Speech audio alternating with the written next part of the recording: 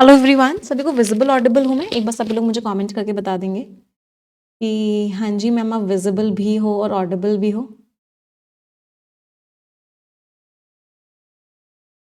Yes, चलिए start करें आज का सेशन। चलिए ग्रेट। सो आवाज़ आ रही है ना सभी को? ऑडिबल हो? So welcome to the session everyone. आप सभी का हार्दिक स्वागत है आज के सेशन में। And yes, a very very happy new year to all of you. Excited आज के सेशन के लिए? Super duper excited? चलिए ग्रेट। सो आज का सेशन स्टार्ट करते हैं। सबसे पहले इंट्रोडक्टरी क्लास है और फिर उसके बाद हम स्किमिंग करना सीखने वाले हैं। ओ माय गॉड, आज तो लगता है बहुत सारे स्टूडेंट्स हो गए ना कि इतनी स्पीड से कमेंट्स आ रहे हैं कि I am not able to read them. चलो, तो सबसे पहले एक नई शुरुआत हम आज के सेशन में करने जा रहे हैं। तो मैं सभी लोगों को रिक्वेस्ट करूंगी, एक नोटबुक सभी लोग अपनी ओपन करेंगे और उस नोटबुक में ये 3 लाइन्स लिखेंगे। पहली लाइन, जिस भी एग्ज़ाम की आपको आप टारगेट कर रहे हो कि मुझे ये एग्ज़ाम क्लियर करना ही करना है। फॉर एग्जांपल एसबीआई पीओ हो सकता है, एसएससी सीजीएल हो सकता है, आईबीपीएस पीओ हो सकता है, क्लर्क हो सकता है, सीडीएस हो सकता है। आप जिस भी एग्ज़ाम की तैयारी कर रहे हो, आप क्या लिखोगे? Is the easiest exam. ये जो एग्ज़ाम है ये ईजीएस्ट एग्ज़ाम है। लिखना है आपको बोलते हुए, I will definitely clear it. मैं इस एग्जामिनेशन को डेफिनेटली हर हालत में क्लियर करूँगा ही करूँगा। एंड एक last line, I will give my 100%। और मैं अपना 100% दूंगा या दूंगी टू माई प्रिपरेशन। तो सभी लोग सबसे पहले अपनी नोटबुक्स में ये 3 लाइंस को फील करते हुए लिखेंगे कि ये चीज़ अब होने ही होने वाली। हम नए साल की शुरुआत, हम नई क्लास की शुरुआत किस चीज़ से करना चाहते हैं? एक पॉजिटिव एटीट्यूड के साथ करना। जब पॉजिटिव एटीट्यूड और आपकी एफर्ट्स दोनों मिल जाती हैं तो आपको क्या मिलती है? तो आपको सक्सेस मिलती है। बहुत बार क्या होता है, एफर्ट्स तो होती हैं बट एटीट्यूड पॉजिटिव नहीं होता, या बहुत बार ऐसा होता है कि एटीट्यूड तो पॉजिटिव होता है बट एफर्ट्स नहीं होती हैं। तो इन दोनों का कॉम्बिनेशन ही है जो आपको आपकी सक्सेस की तरफ लेके जाएगा। अगली इंपॉर्टेंट, हम हर क्लास में 3 चीज़ें करने वाले हैं क्योंकि ये 3 चीज़ें हमारी एफर्ट्स को कन्वर्ट करने में हमको हेल्प करेंगी सक्सेस में। तो जब भी हम कोई क्लास करेंगे परफेक्शन की, हम शुरुआत करेंगे उस क्लास की प्रेयर के साथ। प्रेयर में हम क्या बोलेंगे? जिस भी भगवान को आप मानते हो, जिसको भी मानते हो, डियर गॉड, अगर किसी को नहीं मानते हो तो universe. Dear God, dear universe. 5 lines अभी के अभी प्रेयर से ही स्टार्ट करते हैं इस क्लास को। तो 5 लाइन्स सभी लोग मेरे साथ मिलके बोलेंगे। Dear God, dear universe, please help me stay focused. Please help me learn and understand better. Please help me stay away from all the distractions. Please help me maintain a very positive attitude. तो ये 4 lines prayer की हम हमेशा हर class की starting में करेंगे कि आप मुझे मदद करो कि मैं डिस्ट्रैक्शन से दूर रहूं, मैं पॉजिटिव एटीट्यूड मेंटेन करके रहूं, मैं फोकस के साथ अपनी पढ़ाई करूं, मैं अपना 100%। अगला स्टेप जो इसके बाद हम हर क्लास में करेंगे, that will be manifestation. Manifestation scientifically proven है कि आपको बहुत हेल्प करता है। तो मैनिफेस्टेशन में हम रोज क्या करेंगे? 30 सेकेंड्स के लिए आप सभी लोग इमेजिन करोगे कि जो चीज आप पाना चाहते हो आप उस चीज को अचीव कर चुके हो। आप बिल्कुल उस फीलिंग को फील करोगे कि जो मैं पाना चाहता था वो हो चुका है। आसपास के लोगों की खुशी को फील करोगे और उस चीज को इमेजिन करोगे। और फिर 30 सेकेंड के बाद हम सब एक लाइन मिलके बोलेंगे कि thank you God for helping each and every one of us achieving what we want. कि भगवान शुक्रिया आपका, आपने हम सबको मदद करी जो हम चाहते थे उसको अचीव करने। स्टार्ट करें मैनिफेस्टेशन। चलो मैनिफेस्टेशन से स्टार्ट करेंगे। 30 सेकेंड्स के लिए सभी लोग अपने मन में सोचेंगे जो आप ज़िंदगी में चाहते हो। Please think about it for 30 seconds.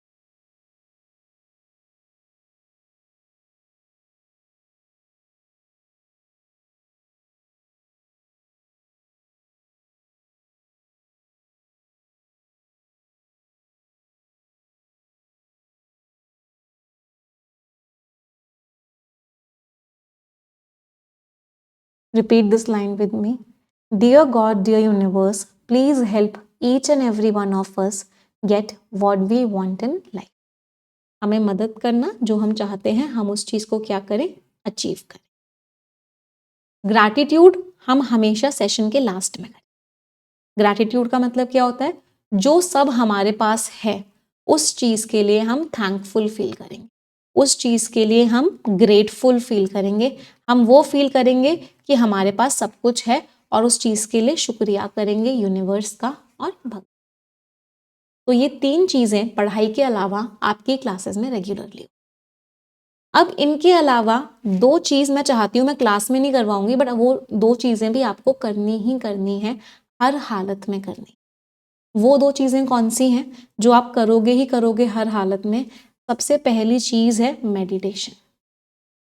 कैसे करना है? देखो, मेडिटेशन 10 मिनट रोज करना है। कैसे करना है वो अभी बता रही हूँ, बट उससे पहले फायदा क्या होगा मेडिटेशन करने का? मैंने ना बहुत सारे बच्चों को देखा है, जिन बच्चों के क्लास में नंबर अच्छे आ जाते हैं बट मॉक टेस्ट में नंबर खराब आते हैं, या मॉक टेस्ट में नंबर अच्छे आ जाते हैं बट एग्जामिनेशन में नंबर खराब आते हैं। उनको इतनी नर्वसनेस हो जाती है एग्जाम देते समय या मॉक टेस्ट देते समय, जब वो टाइमर ऊपर चल रहा होता है, कि वो जो आता होता है उसको भूल जाते हैं, उनको याद ही नहीं आ रहा होता है, किसी वर्ड का मीनिंग भूल जाते हैं, रीडिंग कर रहे होते हैं समझ में नहीं आ रहा होता है। क्यों होता है ये सब? नर्वसनेस, नर्वस हो जाते हैं वो, इतना अपने आप को कंट्रोल नहीं कर पाते। तो उस चीज से आपको कौन सी चीज है जो बाहर निकालेगी? That is meditation. तो आपको आज से ही मुझे वादा करना है, मतलब बहुत सारे वादे आज मैं पूरी क्लास में आपसे लेने वाली हूँ। तो आज से ही आप सभी लोग मुझे वादा करेंगे कि आप रेगुलरली रोज, चाहे कुछ भी हो जाए, भले ही किसी दिन ब्रश मत करना, बट मेडिटेशन रोज करना है। अब करना कैसे है मेडिटेशन? जो बच्चे नए हैं, जिनकी पहली क्लास है, मेडिटेशन करने के लिए आपको बस एक जगह या तो बैठ जाओ या लेट जाओ, कैसे भी पोजीशन में आप अपने आप को बस कंफर्टेबल कर लो। आईज क्लोज कर लोगे, कोशिश करना कि आसपास कोई आवाज ना आ रही हो। इसके बाद आप अपने दिमाग के क्या बन जाओगे? एक म्यूट स्पेक्टेटर बन जाओ। म्यूट स्पेक्टेटर का मतलब क्या होता है? कि आपको सिर्फ देखना है। क्या देखना है? कि आपके दिमाग में क्या विचार आ रहे हैं। आंखें बंद करने के बाद आपके दिमाग में जो विचार आ रहे हैं, थॉट्स आएंगे, आप अपनी आंखें बंद करोगे, कभी कोई थॉट आएगा, कल मैंने क्या खाया था, मैंने ये ड्रेस पहनी थी, मुझे यहाँ जाना है, पेपर क्लियर हो गया, बहुत सारे थॉट्स आएंगे। आपको उन थॉट्स को ना ही रोकने की कोशिश करनी है और ना ही कोई चीज को जानबूझ के सोचने की कोशिश करनी है। आपको सिर्फ और सिर्फ उनको देखना है। You just have to see the thoughts. और ऐसे ही देखते देखते आपको 10 मिनट निकाल दें। पहले दिन थॉट्स आते रहेंगे आते रहेंगे आते रहेंगे, रुकेंगे ही नहीं। दूसरे दिन भी नहीं रुकेंगे। तीसरे दिन थोड़ा थोड़ा रुकना शुरू होंगे। चौथे दिन और थोड़ा थोड़ा रुकना स्टार्ट होंगे। 5वें 6ठे दिन से थॉट्स आना बंद हो जाएंगे और उसी को बोलते हैं मेडिटेटिव स्टेट। तो लोग कहते हैं कि मैम मेडिटेशन हमसे नहीं होता है। आपसे मेडिटेशन इसलिए नहीं होता है क्योंकि आप उस मेडिटेशन में एफर्ट लगाते हो। मेडिटेशन में एफर्ट लगाना ही नहीं होता है। मेडिटेशन का मतलब होता है शून्य, जीरो बन जाना। जीरो बन जाना मतलब कोई भी कोशिश नहीं करनी, जो आ रहा है उसको आने देना है। थॉट्स फ्लो करना शुरू कर देते हैं। आवाज डिस्टरबेंस आ रहा है क्या? कहीं कुछ शादी वादी है, ढोल बज रहे हैं, या परफेक्शन, नए परफेक्शन शुरू होने की खुशी में ढोल बज रहा है। तो थॉट्स कैसे होते हैं? वेव्स के जैसे होते हैं, वो फ्लो करते हैं। तो आपको ना ही उनको फ्लो करने से रोकना है और ना ही उनको फ्लो करवाना है। समझ आया सभी को? कैसे करना है मेडिटेशन रोज 10 मिनट? क्या सभी ने प्रॉमिस किया कि रोज मेडिटेशन करेंगे? चलो, अगली चीज जो आपको करनी है, दूसरी चीज, and that is your to do list. आप सुबह कितने भी बजे उठ रहे हो, 5 AM क्लब आज से एक्टिव हो जाएगा। 5 AM क्लब में आपको रेगुलर रिमाइंडर्स मिलेंगे, रेगुलर चीजें मिलेंगी। कोशिश तो करो 5 बजे उठ जाओ, नहीं भी उठ पा रहे आप अपने हिसाब से उठो, जिस टाइम पे आप उठना चाहते हो, 7 बजे, 8 बजे, 6 बजे, जितने टाइम पे आप उठना चाहते हो। बट सबसे पहले उठने के बाद आपको क्या करना है, अपनी एक टू डू लिस्ट बनानी। टू डू लिस्ट बनाने का मतलब क्या है, मुझे एडिटोरियल करना है, मुझे परफेक्शन करना है, और जो भी आपकी टू डू लिस्ट में, मुझे करंट अफेयर्स करने हैं, मुझे आज 20 क्वेश्चंस क्वांट्स के सॉल्व करने हैं, मुझे आज 2 DI सॉल्व करने हैं, मुझे आज 3 पजल सॉल्व करनी है, मुझे आज एक टॉपिक रीजनिंग का पढ़ना है। जो भी आपकी टू डू लिस्ट में है, आप उसको सुबह उठ के सबसे पहले क्या करोगे, यू विल राइट इट। आप उस चीज को लिखोगे। टू डू लिस्ट का फायदा और हो जाता है जब आप इसके आगे टाइम भी लिख देते।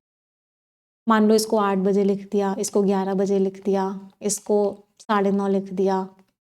जब उसके आगे टाइम भी लिख देते हो तो आपको उसका फायदा और ज्यादा मिलने लग जाता है। इसका एक साइंटिफिक रीजन बताती हूँ कि फायदा क्यों होता है। मान लो आप सभी की आदत है कि मुझे सुबह 8 बजे एडिटोरियल करना है। आपको 2 से 3 दिन स्टार्टिंग में अपने आप को पुश करना पड़ेगा कि आप सुबह 8 बजे एडिटोरियल करो। इसके बाद ये जो सुबह, ये जो उठने वाली बात है, उठ के बैठना, लैपटॉप खोलना, कॉपी निकालना, ये सब, ये आपकी मेमोरी में फिट हो जाएगा, मसल मेमोरी में चला जाता है। कोई भी काम अगर आप रेगुलरली 4-5 दिन कर लेते हो सेम टाइम पे, तो वो चीज आपकी मसल मेमोरी में चली जाती है। फिर आपको एफर्ट नहीं लगाने पड़ते उस काम को दोबारा करने के। आपका माइंड आपको ऑटोमेटिकली बोल देता है कि 8 बज गए हैं, तेरी क्लास का टाइम हो गया। तो आपको वो पुश नहीं करना पड़ता कि मुझे ये काम करना है। तो जब कोई काम हम सेम टाइम पे रोज रोज करते हैं तो इससे क्या होता है, हमारे कम एफर्ट्स में भी हमारी प्रोडक्टिविटी बढ़ जाती है, हमारे सबकॉन्शियस माइंड में वो चीज़ फिट हो जाती है और उस चीज़ के छूटने के चांसेस कम हो जाते हैं। डीमोटिवेट होने के कि आज नहीं करता हूं, ये चांसेस कम हो जाते हैं। तो इसीलिए अगर हो सके तो हर चीज़ का एक टाइम फिक्स कर लेना कि मुझे ये चीज़ इसी टाइम पे करनी, ये चीज़ मुझे इसी टाइम पे करनी है, आपको बहुत हेल्प करेगी। अब जब आपकी टू डू लिस्ट बना लोगे, आप इसे अपनी टेबल पे रखोगे और जो जो चीज़ होती जाएगी उस पे ऐसे क्रॉस करते जाओ। क्रॉस करने के बाद ना ऐसा फील करोगे, जिन बच्चों ने किया है ये चीज़, वो चीज़ फील करते होंगे, जब हम ऐसे क्रॉस कर रहे होते हैं ना तो एक अलग सा सेटिस्फैक्शन मिल रहा होता है माइंड को कि मज़ा आ गया यार, ये भी हो गया, ये भी हो गया, मज़ा आ गया, ये भी हो गया, मज़ा आ गया, ये भी हो गया, मज़ा आ गया, ये भी हो गया, मज़ा आ गया, ये भी हो गया, मज़ा आ गया। तो इस तरीके का सेटिस्फैक्शन मिल रहा होता है जो आपको फोर्स करता है अगले वाले टास्क पे जल्दी से क्रॉस लगाने को, जल्दी से उसको ऐसे स्ट्राइक करने के लिए। तो अगले वाले काम का आपको उतनी ही जल्दी मोटिवेशन मिल जाए। फॉर एग्जाम्पल मैं आपको इसमें एक अपना एग्जाम्पल देती हूँ। जैसे गौतम और मेरे बहुत सारे टारगेट्स होते हैं कि हमें ना आज ये भी करना है, ये करना है, ये करना है, ये करना है, इस काम के अलावा। तो हमने एक ग्रुप बनाया हुआ है, दैट इज आर गोल्स करके। तो उसमें हम लोगों को जो जो डेली टास्क करने हैं वो हम सुबह सुबह ही मेंशन कर देते हैं, उस ग्रुप में डाल देते हैं। फॉर एग्जांपल ईशवी को आज वैक्सीनेशन के लिए ले जाना है, वर्कआउट करने जाना है, आज ये ऑर्फनेज जाना है, आज बच्चों के लिए ये चीज़ खरीदनी है। जो भी टास्क होते हैं हम सुबह सुबह ही उसको मेंशन कर देते हैं और फिर वो जैसे जैसे टास्क कंप्लीट हो रहा होता है हम उसको डिलीट करते जाते हैं, delete for all, delete for all, delete for all. और रात को सोने से पहले जब वो पूरा ग्रुप खाली दिखता है तो एक अलग ही लेवल का सेटिस्फैक्शन होता है। तो बेसिकली आपको क्या करना है, आपको भी यही करना है, सोने से पहले ये देखना है कि सारे के सारे स्ट्राइक हो गए या नहीं हो गए। सारे के सारे स्ट्राइक हो गए, जब ये पूरा खाली हो जाएगा तो आपको एक अलग लेवल का सेटिस्फैक्शन मिलेगा। तो अब मुझे ये भी वादा सही चाहिए सबसे। आज तो वादों का दिन है ना, वैसे भी न्यू ईयर है, पहला दिन है, तो ये वादा भी मुझे सबसे चाहिए, क्या, कि आप रेगुलरली टू डू लिस्ट बनाओगे। एक्सपेक्ट कर सकती हूँ सभी से, येस और नो माय चैंपियंस। चलो आगे बढ़ते हैं। अब आ जाते हैं सबसे इम्पॉर्टेंट चीज़ों पे जो आपको अपनी पूरी तैयारी में याद रखनी है, और वो है 5P। अगर इनमें से एक भी P नहीं है तो सक्सेस मुश्किल है। तो ये 5 P बहुत इंपॉर्टेंट है, और इन 5 P में से सबसे ज़्यादा इंपॉर्टेंट P जो है दैट इज परसिवियरेंस। सक्सेस उन्हीं को मिलती है जो लोग के अंदर परसिवियरेंस होता है। परसिवियरेंस मीन्स रोज रोज वो काम करना पड़ेगा। एडिटोरियल एक दिन कर लिया, 2 दिन गायब हो गए, कोई फायदा नहीं होने वाला। परफेक्शन 10 दिन कर लिया, 12वें दिन गायब हो गए, कोई फायदा नहीं होने वाला। Perseverance is very very very important. जब तक उस काम को रोज रोज नहीं करोगे तब तक कोई भी फायदा नहीं होने। तो कोई भी चीज शुरू कर रहे हो, मेक श्योर करो कि जिस दिन तक सिलेक्शन नहीं हो जाता, जिस दिन तक आपका नाम उस फाइनल लिस्ट में नहीं आ जाता, उस दिन तक एक सिंगल सेशन ऐसा नहीं, एक सिंगल डे ऐसा नहीं जाना चाहिए जिस दिन आप सेशन अटेंड ना करो, जिस दिन आप क्लासेस ना करो, जिस दिन आप प्रैक्टिस ना करो, जिस दिन आप रीडिंग ना करो, जिस दिन आप स्किमिंग ना करो। तो सबसे इंपॉर्टेंट चीज क्या है? परसिवियरेंस। तो क्या सभी लोग तैयार हैं अपने अंदर ये परसिवियरेंस डेवलप करने के लिए? अब परसिवियरेंस डेवलप है तो एक चीज मुझे आप सबसे चाहिए, कभी कभी कोई ना कोई प्रॉब्लम भी आ सकती है। हमारी कोशिश रहती है परसिवियरेंस डेवलप करने की, बट कभी कुछ ना कुछ हो सकता है। तो मेरी तरफ से आप सभी को वादा है, किसी भी दिन क्लास नहीं होगी या मेरी तरफ से मैं क्लास नहीं ले पाऊंगी, मैं आप सभी लोगों को इन्फॉर्म करूंगी कि आज इस कारण की वजह से क्लास नहीं हो पा रही है, और उसके जो हमें क्वेश्चन होंगे वो हम अगली क्लास में करेंगे। आप भी सिमिलरली जिस दिन क्लास अटेंड नहीं कर पाओगे उस दिन मुझे मेल करोगे support@nimishabansal.com पे कि मैं इस कारण की वजह से मैम मैं आज की क्लास नहीं ले पा रहा हूँ, बट मैं कल या परसों जब भी इसको रिकॉर्डेड फॉर्मेट में देख लूँ। क्या सभी से मैं ये वादा ले सकती हूँ? एवरीवन। तो हम दोनों या हम सब एक दूसरे के प्रति अकाउंटेबिलिटी रखेंगे। यस। अगली इंपॉर्टेंट चीज आती है परसिवियरेंस के साथ, and that is your patience. Rome was not built in a day. Rome was not built in a day. Rome एक दिन में नहीं बन गया था। इंप्रूवमेंट तुरंत नहीं आएगा, आपको उस चीज को अपना समय देना पड़ेगा। आप एक दिन में इंग्लिश में परफेक्ट नहीं बन सकते, 5 दिन में इंग्लिश में परफेक्ट नहीं बन सकते। ये एक तरीके से सीढ़ियां हैं परफेक्शन की तरफ, और परफेक्शन कहीं है ही नहीं, परफेक्शन इन्फिनिटी पर है। तो आपको बस ये मेक श्योर करना है कि आज मैं जहां हूं कल उससे थोड़ा ऊपर हूं, परसों उससे थोड़ा ऊपर हूं। तो हमको दिन पे दिन इम्प्रूव करना है, धैर्य के साथ धीरे धीरे धीरे धीरे धीरे धीरे करके आगे बढ़ना है। अपने आप से ओवर एक्सपेक्ट नहीं करना है, कभी भी किसी और से अपने आप को कंपेयर नहीं करना है। कंपैरिजन किल्स प्रोडक्टिविटी, पता है सभी को? कंपैरिजन क्या करता है? प्रोडक्टिविटी किल कर देता है।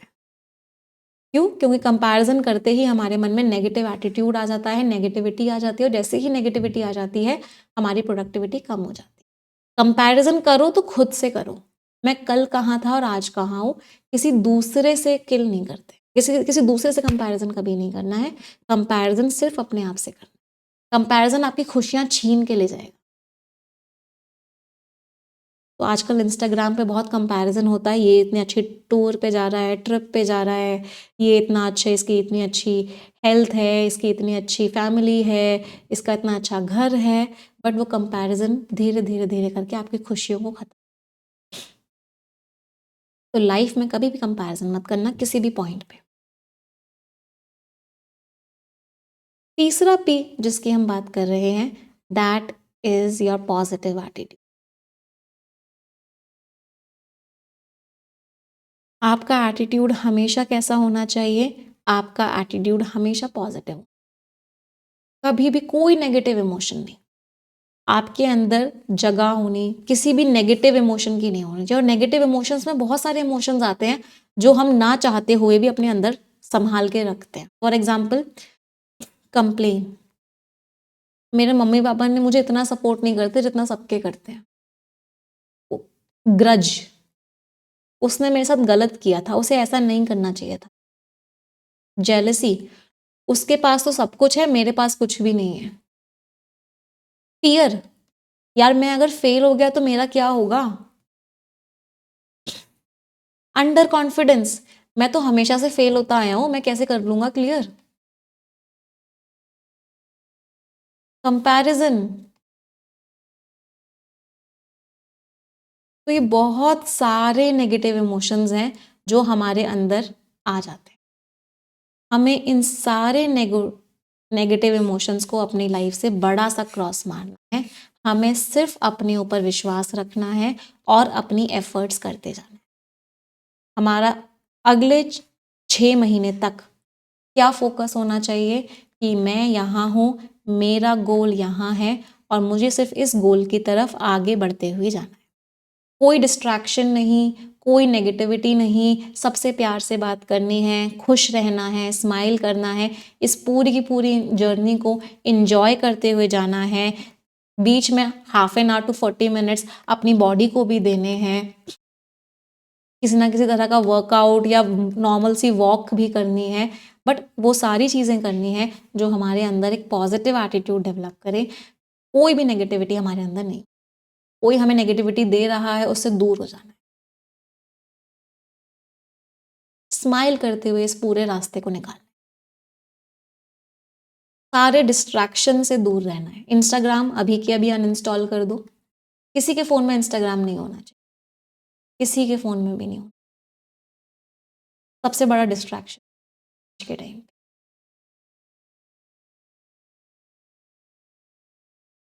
नेगेटिव बातें करना आज के आज अपने आप से बंद कर दो। बहुत सारे लोगों की आदत होती है नेगेटिव बातें करना, मैं नहीं कर पाऊंगा, मैं हिंदी मीडियम बैकग्राउंड से हूँ, मेरी तो इंग्लिश ही बहुत वीक है, मेरे तो आज एकदम 0 नंबर आए हैं, मेरी तो नेगेटिव मार्किंग हुई है, मेरे तो नंबर ही नहीं आते हैं, मुझे तो समझ में ही नहीं आता है। अपने आप से नेगेटिव बातें करना बिल्कुल बंद कर दो। अपने आप से कोई भी बात करनी है तो वो कैसी होनी चाहिए, वो पॉजिटिव बात होनी चाहिए। कोई भी बच्चा अपने आप से नेगेटिव बातें नहीं, इतनी सी भी नेगेटिव बात नहीं करनी। आपको पता नहीं है, आपका दिमाग सुन रहा होता है आप जो बातें कर रहे होते हो। आप जो भी बातें कर रहे हो, आपका दिमाग क्या कर रहा है, चुपके से उन बातों को सुन रहा है। आप नेगेटिव बातें करोगे, दिमाग कहेगा ठीक है जो तू कह रहा है वो सही है, उन नेगेटिव बातों को सच बना देगा। आप पॉजिटिव बातें करोगे, दिमाग कह रहा है सही है जो तू कह रहा है, उन पॉजिटिव बातों को सही बना देगा। आपका दिमाग एक ऐसी मशीन है जो अगर आप उससे कहते हो आई कैन डू इट, वो कहता है यस मेरे आका you can do it.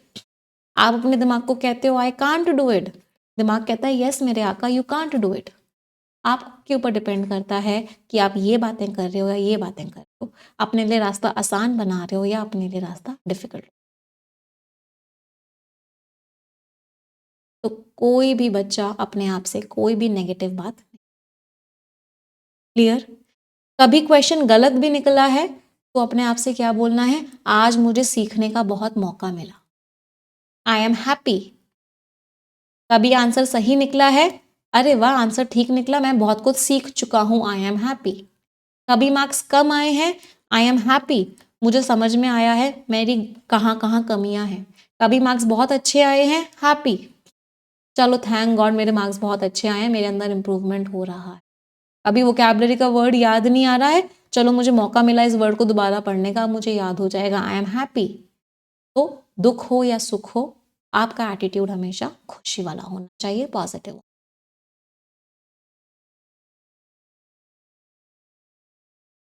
Yes.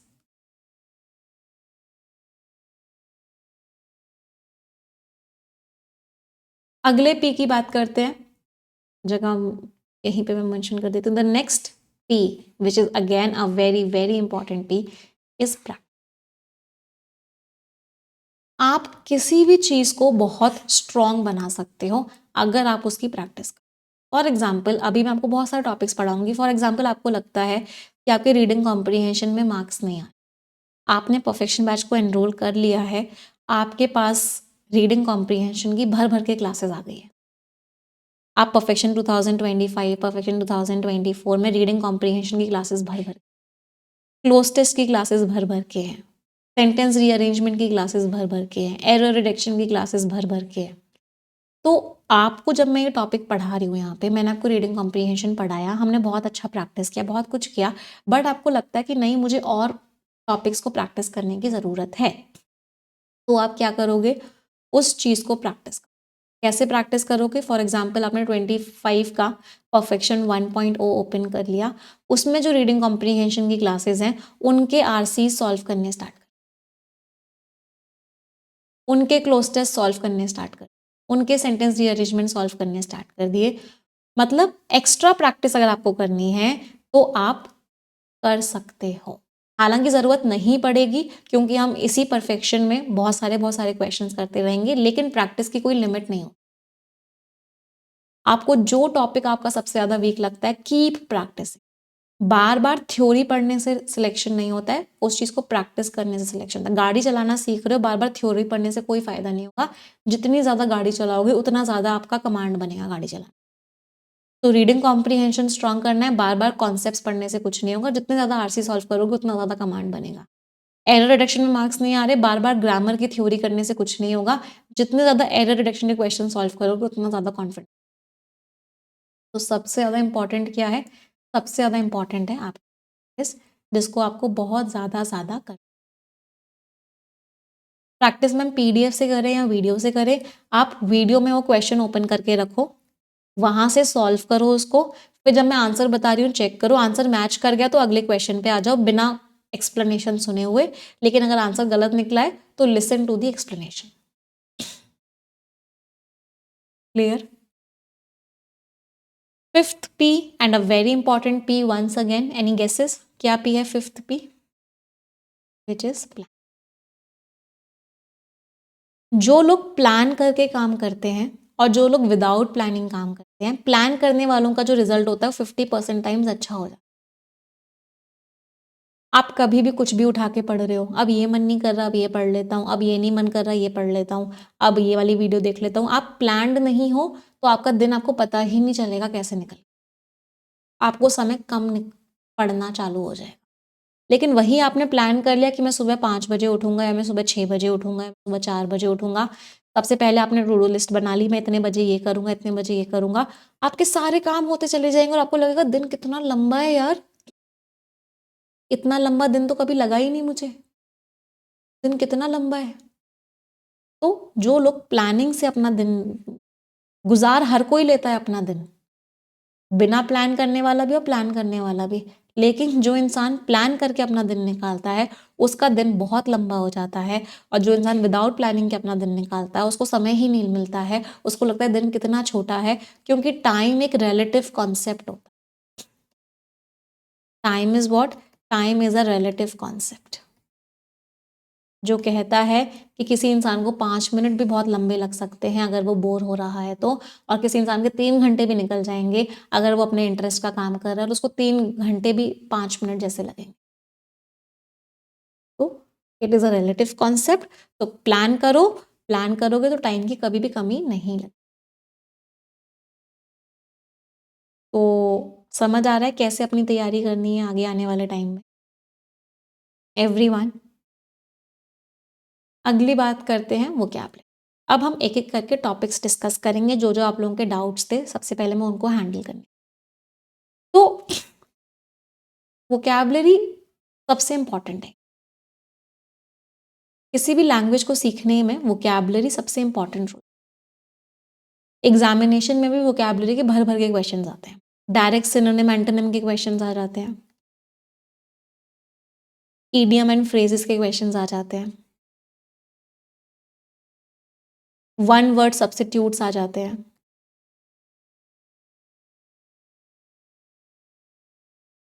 Phrasal verbs के क्वेश्चंस आ जाते हैं, और फिर ये सारे के सारे चीज़ें आपको इनडायरेक्टली क्वेश्चंस में भी पूछ लेते हैं। जैसे क्लोज टेस्ट में वोकैबुलरी यूज हो जाती है, फिलर में वोकैबुलरी यूज हो जाती है, आप जब वर्ड ऑर्डर कर रहे होते हो उसमें भी वोकैबुलरी का बहुत इंपॉर्टेंट रोल आ जाता है, वर्ड ऑर्डर, वर्ड स्वैप, ये सारे जो पैटर्न्स होते हैं, तो वोकैबुलरी इज वेरी इंपॉर्टेंट। अब वोकैबुलरी ऐसी चीज है जिसको अगर आप सोचोगे ना मुझे रटना है मुझे रटना है मुझे रटना है, कभी याद नहीं कर पाओ। क्या हमने कभी ये याद करने की कोशिश करी थी कि इस फ्रूट को एप्पल बोलते हैं बचपन में, कि ये एप्पल है, एप्पल है, एप्पल है, याद हो जाए, याद हो जाए, याद हो जाए, एप्पल है। हमें याद कैसे हुआ कि ये एप्पल है? हमने इसको इतनी बार देख लिया, हमने इसको इतनी बार पढ़ लिया, हमने इसको इतनी बार सुन लिया कि हमको याद हो गया कि ये एप्पल है। हमें कोई एक्स्ट्रा एफर्ट नहीं लगाना पड़ा। तो वोकैबुलरी का भी यही तरीका होता है, आपको कोई भी एक्स्ट्रा एफर्ट नहीं लगाना, आपको सिर्फ उसको रीड करना है, आपको सिर्फ उसको सुनना है, आपको सिर्फ उसको लिखना है और आपको उसको सिर्फ अपने आसपास के मीडियम से उसको अपने अंदर लेना है। तो ये तरीका है वोकैबुलरी। तो रीडिंग करने के लिए आपके पास वोकैब अगर प्रोडिजी की बुक है, एक वोकैब प्रोडिजी की बुक आती है मेरी, इसको आप ले सकते हो और इसकी एक आदत बना लो कि इसको आपको 20 से 25 मिनट रीड करना है, सिर्फ रीड करना है। चैप्टर नंबर 1 से स्टार्ट करना है, जिसमें 220 रूट वर्ड्स हैं। उसके बाद 3000 वर्ड्स जो सबसे ज़्यादा एग्जामिनर पूछते हैं उस पर जाना है और स्लोली धीरे धीरे करके आगे बढ़ना है। इसकी आपको एक वीडियो भी मिल जाएगी आजकल में कि वोकैब प्रोडिजी कैसे पढ़े।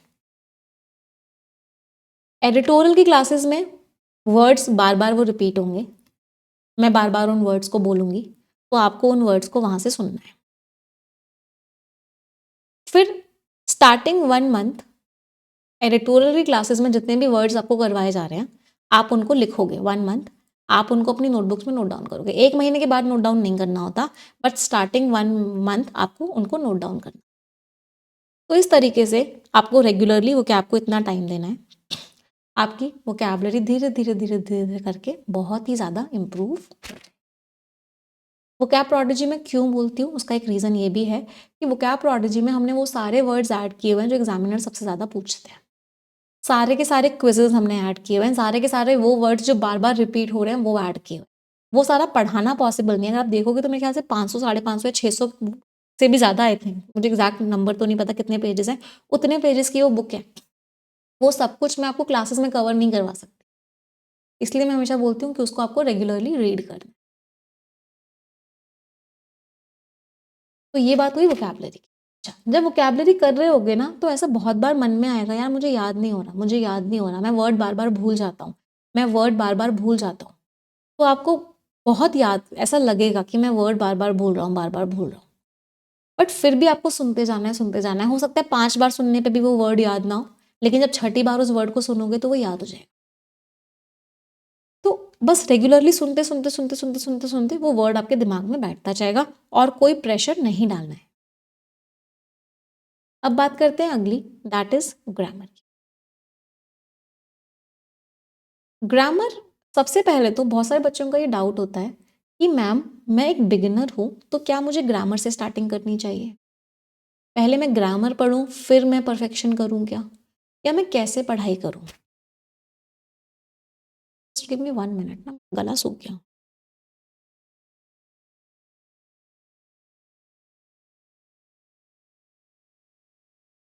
हाँ जी। तो उन सभी बच्चों के लिए आप याद करो, आपने हिंदी कैसे सीखी थी? क्या आपने पहले व्याकरण सीखी थी? व्याकरण ऐसे ही लिखते हैं ना? हुँ। कि आपके मम्मी-पापा ने आपको संज्ञा, सर्वनाम, विशेषण, क्रिया विशेषण ये सब सिखाया था, फिर आपको हिंदी सिखाई थी? या वो डायरेक्टली आपसे हिंदी में बात करने लग गए थे, आपको लैंग्वेज आ गई थी और फिर धीरे-धीरे आपकी वो व्याकरण इंट्रोड्यूस करी थी? कैसे सिखाया था? आपको आपके पेरेंट्स ने पहले एप्लीकेशन सिखाया,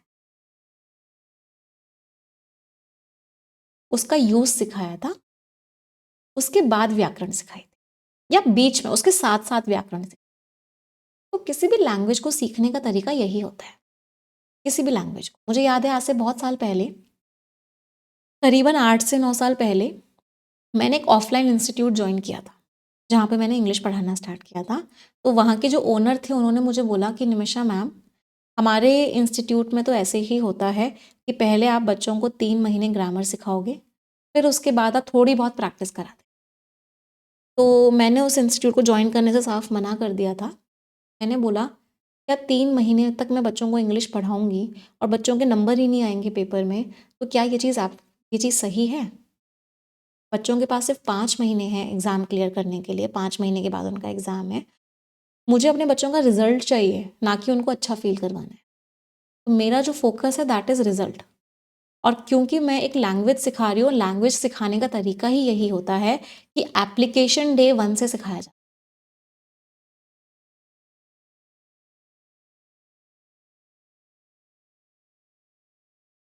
ग्रामर साथ के साथ चलती है,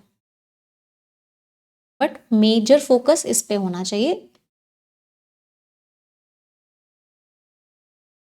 सो हमें लैंग्वेज को लैंग्वेज के तरीके से सीखना है, उसको अप्लाई करना है। एप्लीकेशन से ही इतना कॉन्फिडेंस आ जाएगा आपको कि आपके ऑटोमेटिकली 20 से 25 नंबर आना शुरू हो जाएंगे।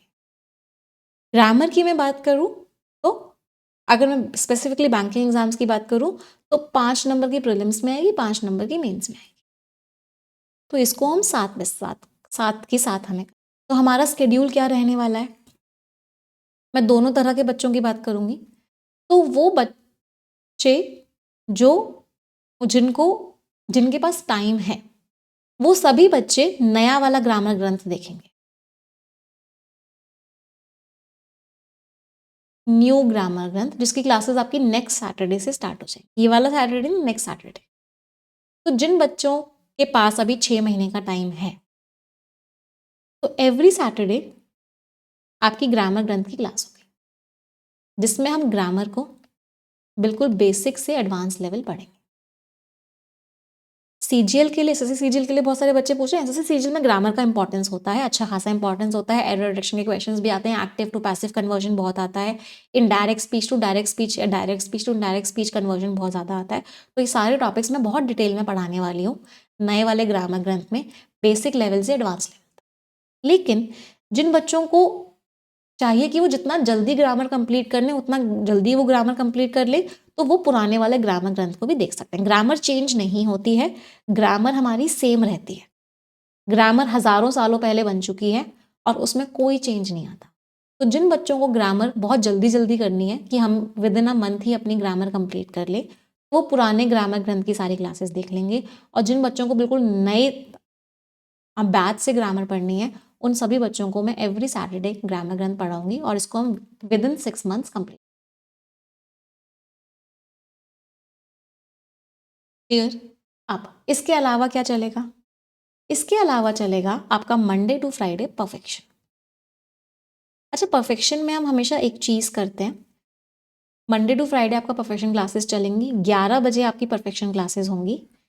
सैटरडे को ग्रामर ग्रंथ तो होगा ही होगा, बट साथ ही साथ हमने मंडे टू फ्राइडे जो पढ़ा है परफेक्शन में, उसका एक क्विज भी आपको दिया जाएगा, जिससे कि हम चेक कर सकें कि हमें इस मंडे टू फ्राइडे पढ़ाई करके कितना कुछ हमें समझ में आया है और कितना हमने ग्रास्प किया है। मंडे टू फ्राइडे आपकी मंडे, ट्यूसडे, थर्सडे और फ्राइडे क्लासेस जो होंगी वो आपकी येस ऑफिसर एप्लीकेशन पर होंगी 11 बजे। अच्छा, एक क्लास मैं यूट्यूब वाले बच्चों के लिए हमेशा देती हूँ परफेक्शन की, तो परफेक्शन की जो वेडनेसडे की क्लास होगी वो यूट्यूब पर होगी 11 AM। ये मुझे लगता है मेरी जिम्मेदारी है कि कम से कम एक क्लास तो यूट्यूब वाले बच्चों को भी मिले, अगर आप लोगों को इतनी सारी क्लासेस मिल रही हैं तो इसलिए एक क्लास जो परफेक्शन की होती है वो यूट्यूब पे होती है 11 बजे। क्विज आपको जहाँ क्लासेस हो रही होंगी उसी के नीचे आपको क्विज भी मिल जाएगा, जो कि आपको एवरी सैटरडे मिलेगा। इस सैटरडे से नहीं मिलेगा, क्योंकि इस सैटरडे को अभी हम सीख ही रहे हैं, अगले सैटरडे से मिलेगा।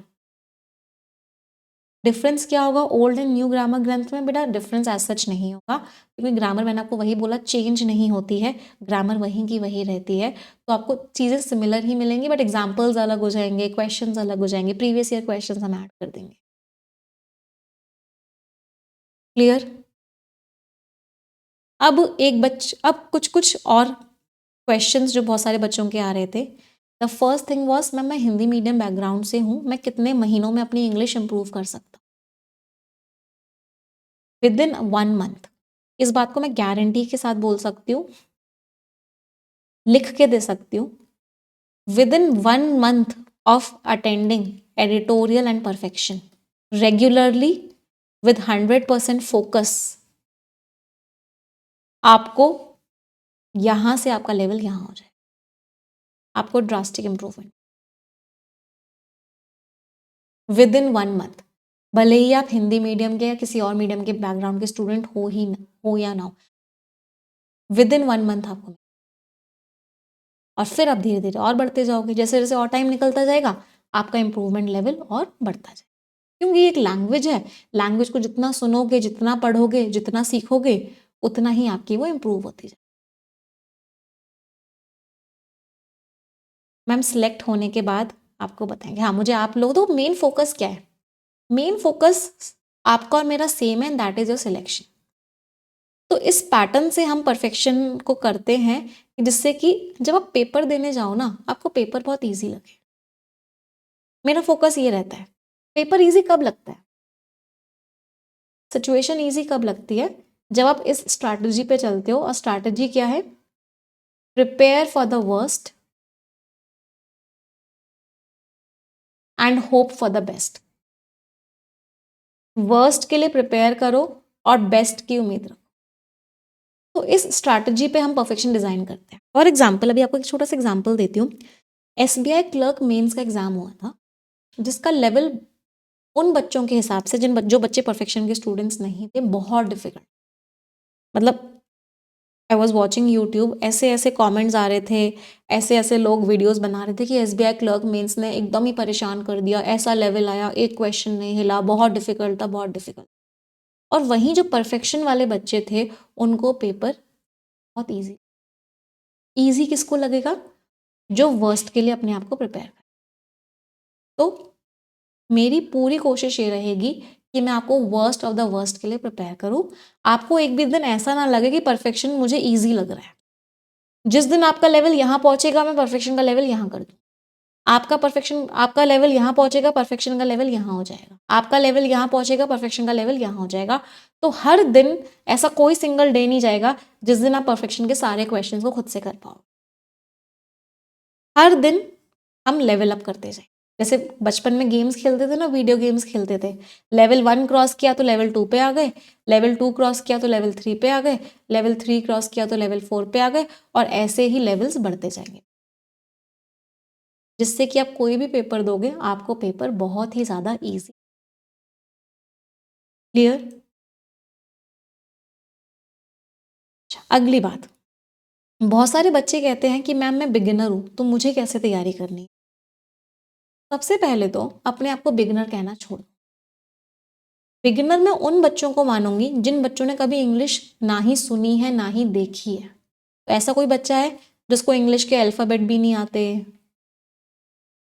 अल्फ़ाबेट भी नहीं आते जिस बच्चे ने कभी वर्ड्स देखे ही नहीं हैं, सेंटेंसेस भी नहीं देखे हैं, उस बच्चे को मैं बिगिनर बोलूंगी, क्योंकि एक लैंग्वेज है, कोई सब्जेक्ट नहीं। तो और कोई ऐसा बच्चा है जिस बच्चे को इंग्लिश के अल्फ़ाबेट भी नहीं आते हैं, तो उसके लिए तो परफेक्शन बैच नहीं है। लेकिन हाँ, अगर आपको अल्फ़ाबेट आते हैं, ABCDEFG आता है, वर्ड्स आते हैं, वर्ड्स शब्द क्या होते हैं, सेंटेंसेस आपने देखे हुए हैं, तो आप बिगिनर नहीं। You are not a beginner, क्योंकि ये कोई सब्जेक्ट नहीं है, ये लैंग्वेज, और लैंग्वेज को आपने देखा हुआ है, आपने पढ़ा हुआ है। तो stop calling yourself a beginner, first thing. Second thing, अगर आप अपनी प्रेपरेशन की जर्नी स्टार्ट कर रहे हो, तो डे 1 से ही जितना ज़्यादा आपको एक्सपोजर मिलेगा इंग्लिश का, उतना ज़्यादा अच्छा है। तो अपने आप को लिमिट करना बंद कर दो कि मुझे ज़्यादा एक्सपोज नहीं करना है अपने आप को, ज़्यादा बड़े बड़े सेंटेंसेस नहीं देखने हैं, ज़्यादा बड़े बड़े पैराग्राफ नहीं देखने हैं। आपको जितने पैराग्राफ्स देखने को मिले, जितने सेंटेंसेस देखने को मिले, आपको अपने आप को उतना ज़्यादा एक्सपोजर देना है लैंग्वेज का। मतलब आपको डे 1 से ही परफेक्शन से अपनी तैयारी स्टार्ट कर।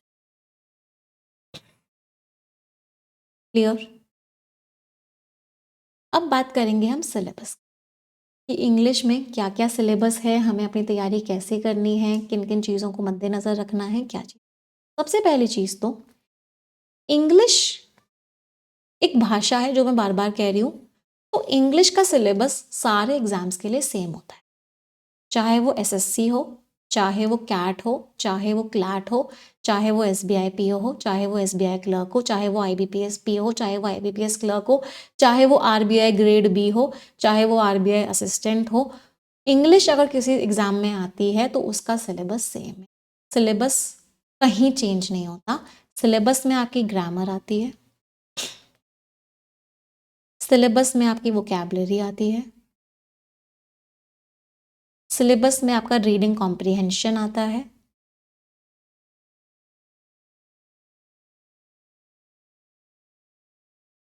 सिलेबस में आपका सेंटेंस रीअरेंजमेंट आता है,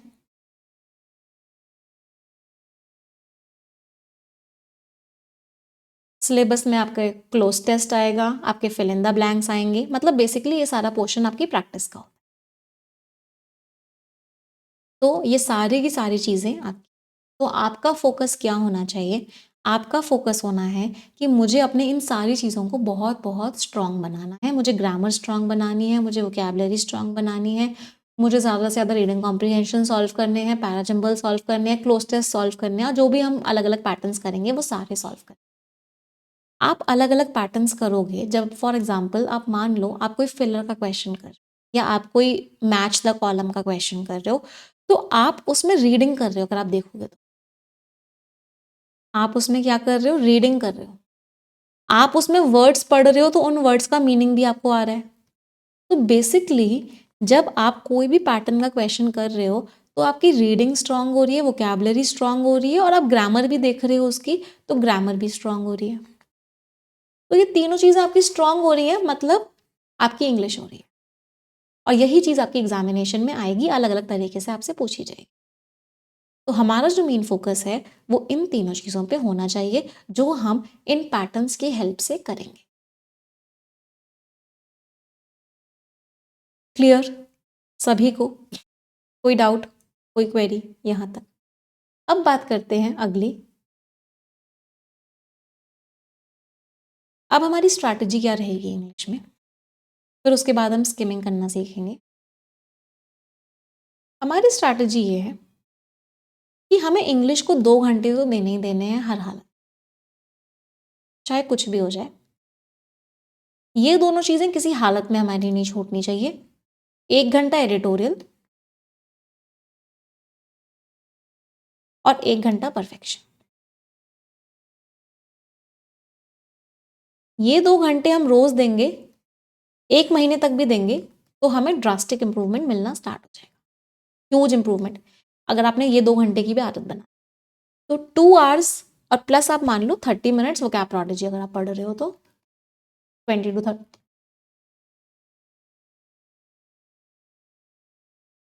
तो ये जो आप 2.5 आवर्स दोगे, ये इंग्लिश के लिए मोर देन सफिशिएंट है। इससे ज़्यादा आपको इंग्लिश करने की ज़रूरत नहीं, इतना बहुत है। और इतना आपने बैक टू बैक 3 महीने दे दिया, आपको सब कुछ आता होगा पेपर, बट उसके लिए आपको रेगुलरली देना पड़ेगा। कुछ बच्चे कह रहे हैं कि मैम 2.5 नहीं 3 हो जाते हैं, आप परफेक्शन भी 1.5 घंटे का ले लेते हो, एडिटोरियल भी 1.25 घंटा 1.5 घंटा कर देते हो, तो ये 3 घंटा हो जाता है। तो बेटा मेरी ये कोशिश रहेगी, क्योंकि ये नया साल स्टार्ट हो रहा है, कि मैं इसको लिमिट करने की कोशिश करूँ 1-1 घंटे। लेकिन आप समझते हो मैं टाइम देख के नहीं पढ़ाती कि अब इतना टाइम हो गया तो क्लास बंद कर दूँ। मकसद होता है कि क्लास तब बंद हो जब तक उस क्वेश्चन, उस पूरे पैटर्न की अच्छे से प्रैक्टिस ना हो। आज की क्लास भी मैं अभी 1 घंटे में एंड कर सकती थी, बट मैं नहीं कर सकती 1 घंटे में एंड। रीज़न क्या है? क्योंकि मुझे आज की क्लास में आपको पढ़ाना भी है और ये सारी बातें करना भी ज़रूरी है। तो मैं कभी टाइम देख के नहीं पढ़ा सकती कि इतना ही कंटेंट आपको दे के जाऊँ। नहीं, उस दिन के लिए जितना सफिशिएंट होगा उतना दे के जाऊँगी, भले उसमें 1 घंटा लगे, 1.25 घंटा लगे या 1.5 घंटा लगे। बट फिर भी मेरी आपसे कोशिश रहेगी कि मैं विद इन 1 आवर आपको वो सारे क्वेश्चंस करवा दूँ जो मुझे आपको उस दिन के लिए करवाने हैं।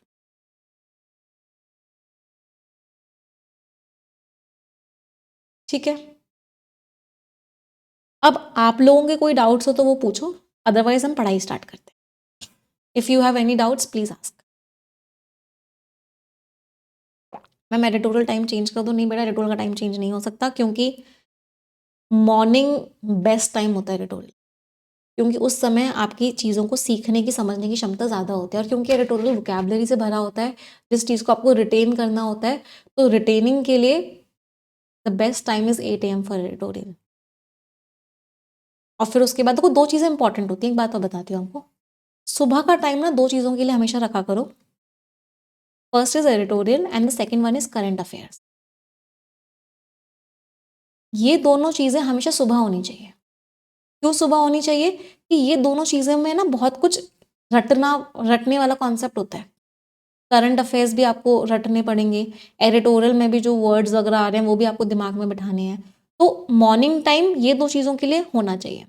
इसके अलावा फिर आपको जो प्रैक्टिस स्टार्ट करनी है, जैसे फॉर एग्जांपल मान लो आपको रीजनिंग की पजल्स प्रैक्टिस करनी है, क्वांट्स के आपको कॉन्सेप्ट्स या क्वेश्चंस प्रैक्टिस करने हैं, आपको इंग्लिश के एक्स्ट्रा क्वेश्चंस प्रैक्टिस करने हैं, आपको कोई मॉक टेस्ट देना है, वो आप शाम का टाइम दे सकते हो।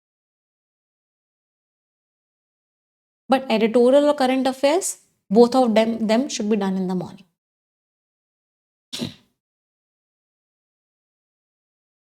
डिस्क्रिप्टिव राइटिंग को लेके क्वेश्चन है। डिस्क्रिप्टिव राइटिंग का पूरा बैच आएगा जब आपके प्रीलिम्स के एग्जामिनेशंस खत्म हो जाएंगे, मेंस का एग्जाम आएगा तो डिस्क्रिप्टिव राइटिंग आएगी। अभी के लिए जो बच्चे स्पेसिफिकली एसबीआई पीओ या आईबीपीएस पीओ टारगेट कर रहे हैं तो उन बच्चों के लिए डिस्क्रिप्टिव राइटिंग की क्लासेस ऑलरेडी अपलोडेड है एप्लीकेशन।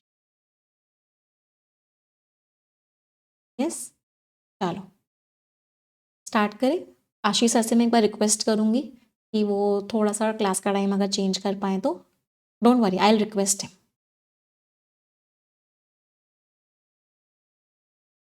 आप लोग भी एक बार रिक्वेस्ट करके देखिएगा। I will also request him कि एक बार अगर आशीष सर क्लास का टाइम चेंज कर पाए तो।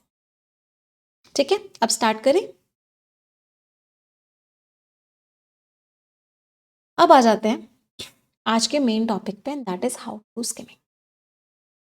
स्किमिंग करने के लिए सबसे पहले एक बात को समझना बहुत ज़रूरी है कि हमें बचपन से एक चीज़ सिखाई गई है कि जब तक कोई चीज़ पूरी समझ में नहीं आए ना तब तक उसको समझो मत कि समझ में आई है।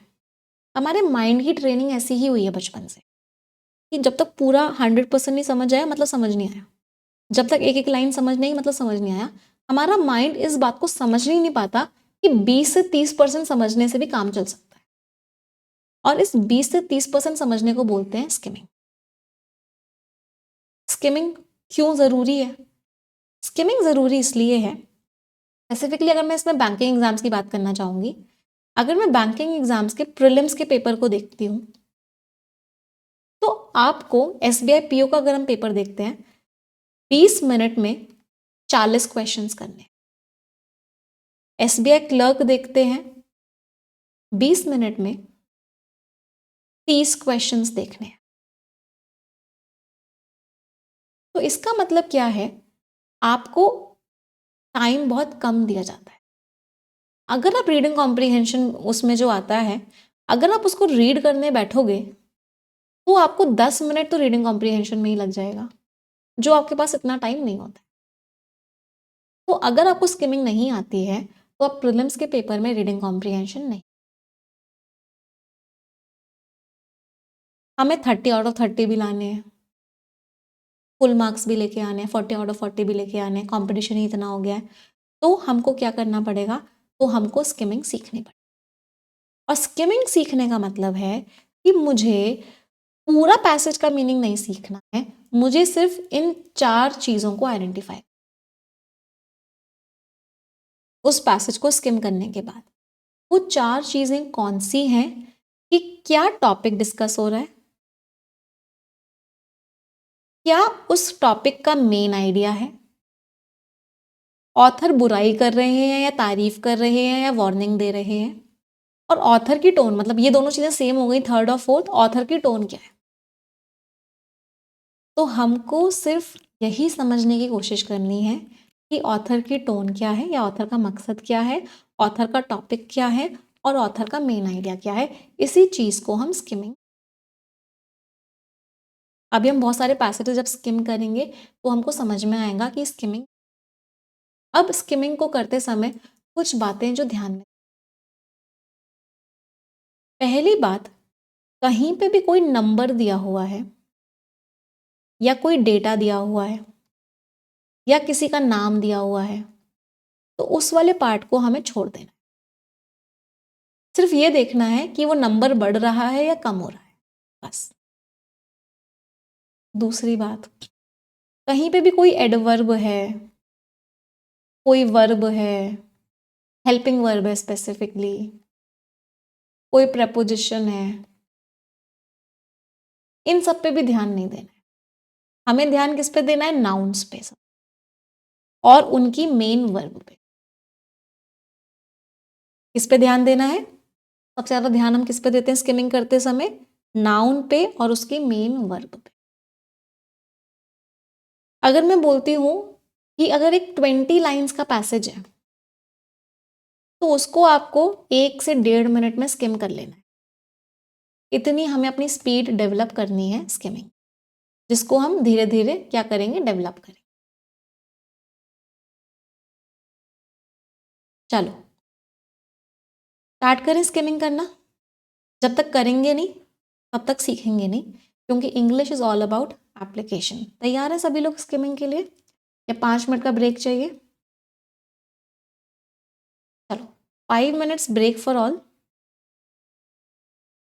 5 मिनट का ब्रेक है, थोड़ा सा वॉक वगैरह कर लो, थोड़ा सा अपने हेड को क्लॉकवाइज एंटी क्लॉकवाइज मूव कर लो, थोड़ा सा स्ट्रेच कर लो, फिर 5 मिनट्स बाद स्टार्ट करते हैं स्किमिंग करना। ठीक है, चलो 5 मिनट्स ब्रेक फॉर ऑल।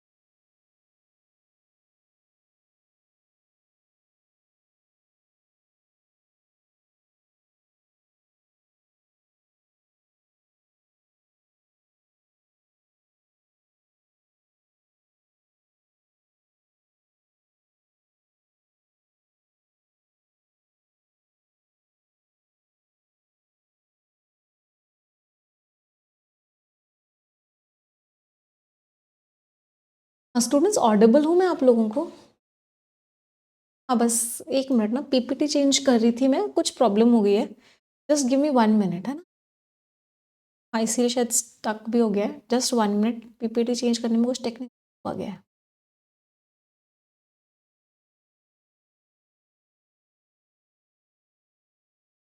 हाँ, ब्लैक स्क्रीन हो गई है ना? हाँ, जस्ट गिव मी 1 मिनट, है ना?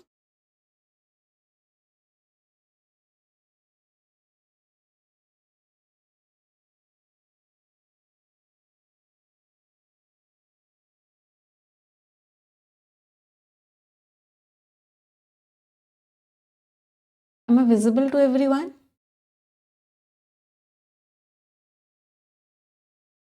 Oh, sorry students for the problem. Actually क्या हो ना, पीपीटी रीड ही नहीं कर रहा ओपीएस, पता नहीं कुछ प्रॉब्लम हो गई है। आज करते हैं इसका सोल्यूशन, आज निकालते हैं इसका। चलो स्टार्ट करते हैं। तो ये हमने स्क्रीन कैप्चर कर दिया है, दिख रहा है सभी को? अब आज एक नई शुरुआत हो रही है, स्किमिंग हम सीख रहे हैं। तो बहुत प्यारे प्यारे पैसेज से स्किमिंग सीखते हैं। तो meditation, the quiet art of returning to the present moment. तो सबसे पहले आप लोग स्किमिंग करेंगे। 45 सेकेंड्स का टाइम मिलेगा आपको हर पैराग्राफ को स्किम करने के लिए, मतलब हर एक स्लाइड पे जो हो रहा है उसके लिए आपको 45 सेकेंड्स का टाइम है।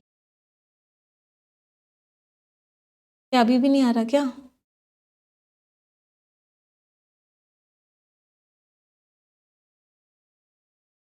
प्रॉब्लम हो गई है? 1 मिनट दो।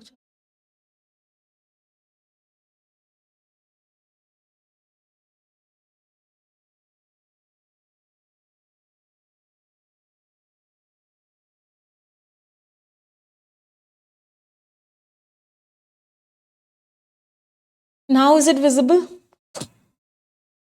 अभी विजिबल है?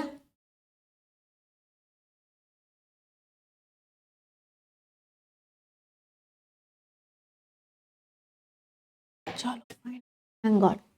ओके, सो पहला पैराग्राफ हम स्किम कर रहे हैं, मेडिटेशन के ऊपर है, the quiet art of returning to the present.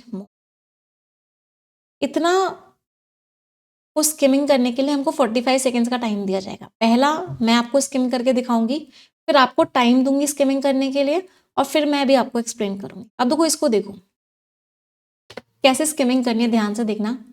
मैं क्या पढ़ूंगी? मेडिटेशन, इनविटेशन है स्लो डाउन करने के लिए, रिटर्न करने के लिए।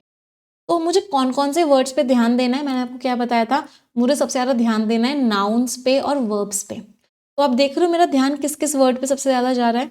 मेरा ध्यान जा रहा है नाउन पे और वर्ब पे। तो मुझे सिर्फ क्या देखना था? मुझे देखना था मेडिटेशन एक इन्विटेशन है स्लो डाउन करने के लिए, रिटर्न करने के लिए। मैं वापस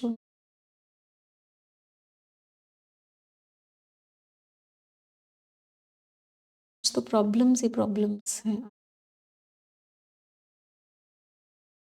जस्ट 1 सेकेंड।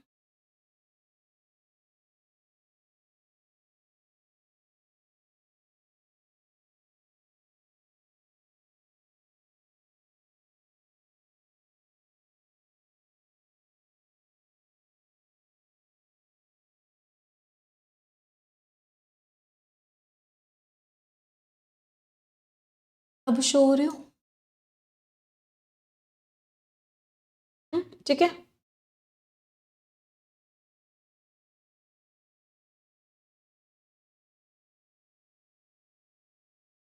स्टार्ट कर। तो हमें बेसिकली क्या करना है? हमें स्किमिंग करनी है। स्किमिंग का मतलब क्या होता है? हमको सिर्फ ऊपर ऊपर से पढ़ के मेन आइडिया निकालना है। सबसे ज़्यादा हम फोकस किस पे करते हैं? सबसे ज़्यादा फोकस करते हैं हम नाउन पे और उनके वर्ब पे। तो नाउन पे और वर्ब पे फोकस करना स्टार्ट करते हैं और तेजी से आगे बढ़ते हुए चले जाएंगे। चलिए, तो मेडिटेशन इनविटेशन है स्लो करने का, रिटर्न करने का। दुनिया जो अटेंशन मांग रही है, स्पीड मांग रही है, ये सब मांग रही है। मेडिटेशन रेयर चीज़ देता है, तेज़ी से नहीं आता है, चुपके से आता है, सिर्फ थोड़े से मोमेंट्स मांगता है। मेडिटेशन सिखाता है कैसे सुनना है, नोटिस करना है, केयर के साथ जीना है। मेडिटेशन अवेयर्स के बारे में आप क्या करते हो? अपने थॉट्स को ऑब्जर्व करते हो, इमोशंस को ऑब्जर्व करते हो। जब कोई इंसान मेडिटेशन में बैठता है तो कुछ होता नहीं है, ब्रेथ नॉर्मली चलती है, ब्रेथ चल रही होती है, आप सिर्फ उस चीज़ को एक्सपीरियंस कर रहे होते हो, आप थॉट से पुल्ड नहीं होते, आप सिर्फ थॉट्स को वॉच करते हो। तो एक एस्पेक्ट क्या है, सिंप्लिसिटी, कोई इक्विपमेंट की ज़रूरत नहीं होती, कोई टूल की ज़रूरत नहीं होती, कोई नॉलेज की ज़रूरत। तो हमने इस पूरे को ऊपर ऊपर से पढ़ा, हमको क्या मेन आइडिया समझ में आया कि मेडिटेशन क्या है, एक तरीके से खाली बैठना है, कुछ नहीं करना होता मेडिटेशन में बैठ के, सिर्फ अपने थॉट्स को ऑब्जर्व करना। तो हमें कौन कौन सी 4 चीज़ें समझनी थी। पहले समझना था हमको टॉपिक, तो टॉपिक क्या था, मेडिटेशन। दूसरा हमको समझना था टोन, टोन कैसी थी, ऑथर मेडिटेशन क्या होता है उसको इन्फॉर्मेशन दे रहे थे, मतलब ऑथर इन्फॉर्म कर रहे थे या डेफिनेशन दे रहे थे। तीसरा हमको क्या समझना था, मेन आइडिया, मेन आइडिया क्या था कि मेडिटेशन में सिर्फ अपने थॉट्स को ऑब्जर्व करना होता है। और चौथा क्या था कि ऑथर क्या कर रहे हैं, तो ऑथर हमको इन्फॉर्मेशन दे रहे हैं जो कि सेम था टोन के जैसा। तो यही सब कुछ हमें समझना था मेडिटेशन में। कितने लोगों को समझ आया? क्या हुआ, स्टक कर रहा है बहुत अभी भी, नहीं हो रहा?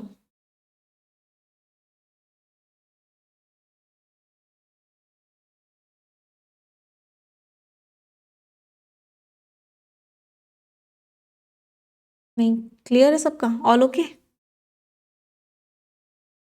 समझ आया कैसे हमने स्किमिंग किया? अगला पैराग्राफ स्किमिंग करेंगे सभी लोग। चलो नेक्स्ट पैराग्राफ, स्किम एवरीवन। सभी के पास 45 सेकेंड्स का टाइम है and your time starts now. All the best. और स्किमिंग करके मुझे मेन आइडिया बताना, टॉपिक बताना और टोन बताना, 3 चीज़ें बताना, main idea, topic and tone, everyone.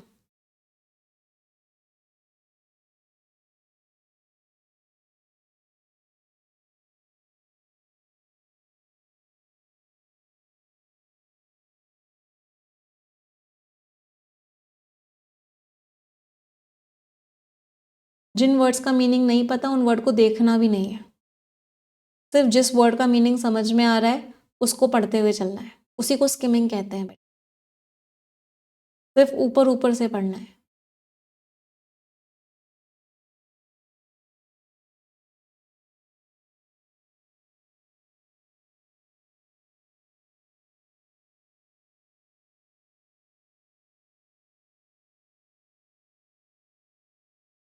चलिए 45 सेकेंड्स हो गए, क्या समझ में आया ऊपर ऊपर पढ़ के?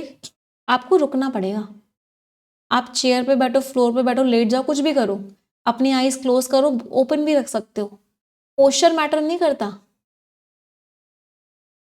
आपकी आदत बन जाएगी तो ये चीज़ आपके अंदर बदलाव आने लगेगा। स्ट्रेस होगा, स्ट्रेसफुल सिचुएशंस होंगी, लेकिन आपको स्ट्रेस नहीं हो, आप अचानक से ऐसे बहुत ज़्यादा इमोशनल फील नहीं करोगे, आप शांत हो जाओगे।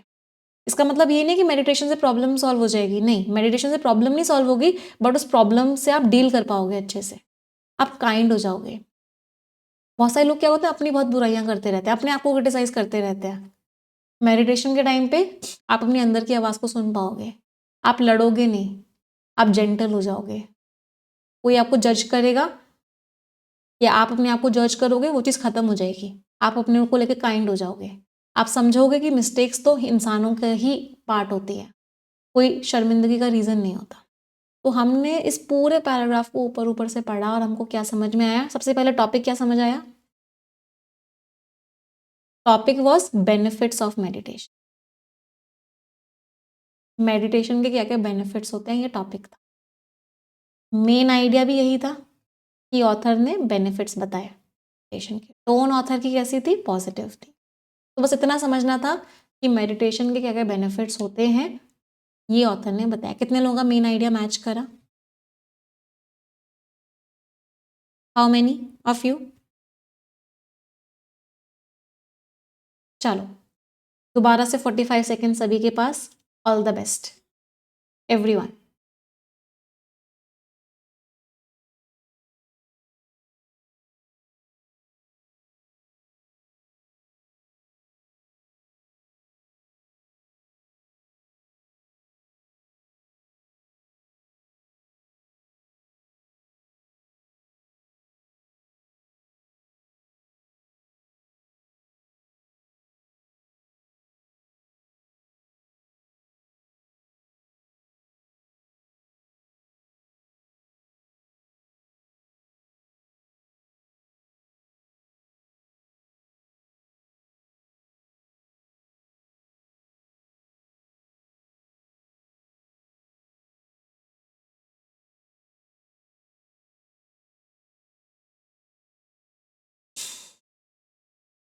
चलिए, टाइम इज अप।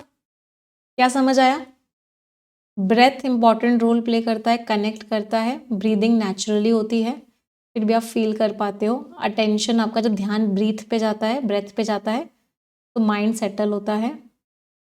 मेडिटेशन आपको पेशेंस सिखाता है, आपको शांत आप रहने लग जाते हो, आप हर सेशन को एक्सेप्ट करते हो, आप इमोशनली मैच्योर होते हो। मेडिटेटर ऑनेस्टी, प्रेजेंस को अप्रिशिएट करता है। मेडिटेशन से इमोशनल बैलेंस भी अच्छा होता है। ये सारी फीलिंग्स बहुत ज़्यादा नहीं लगती, आप उनको एक्सपीरियंस करते हो, आपका इमोशनल बैलेंस बनता है, आप डरते नहीं हो, आपका फोकस भी इम्प्रूव हो। फिर से वही जो लास्ट पैराग्राफ में बोला था उसी को एक्सटेंड किया। फिर से मेन आइडिया क्या हुआ कि ऑथर ने बेनिफिट्स बताए मेडिटेशन के।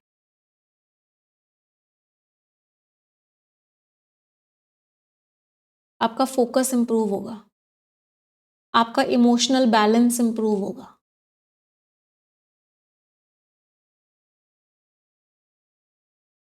अगर आप मेडिटेशन रोज करोगे।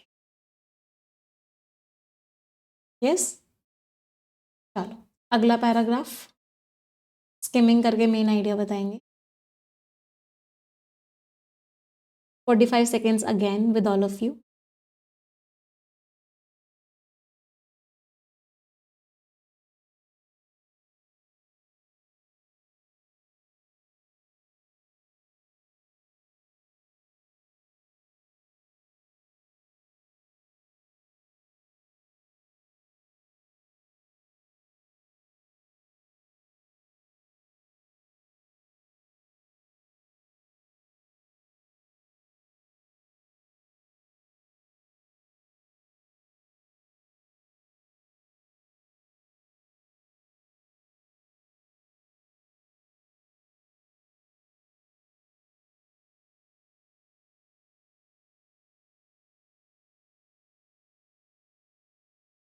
चलिए, time is up.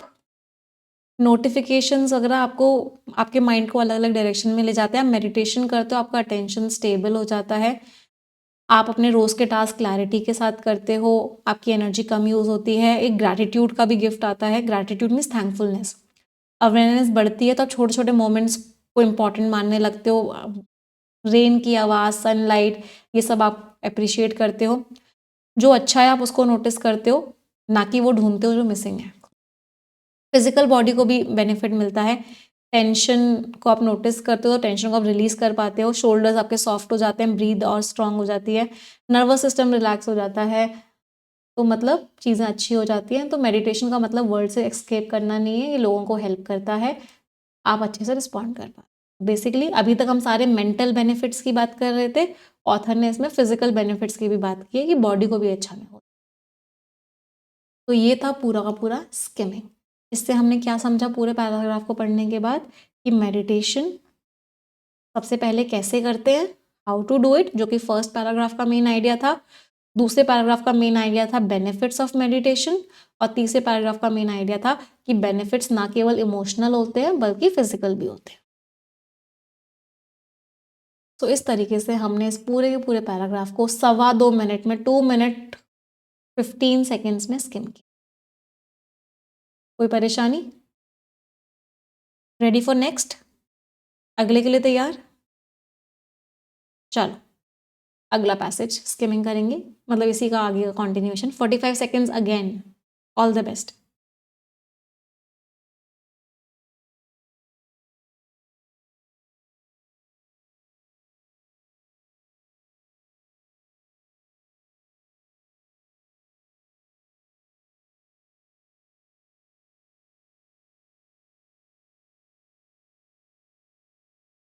Ma'am meditation किसी भी टाइम कर सकते हैं? बिल्कुल किसी भी टाइम कर।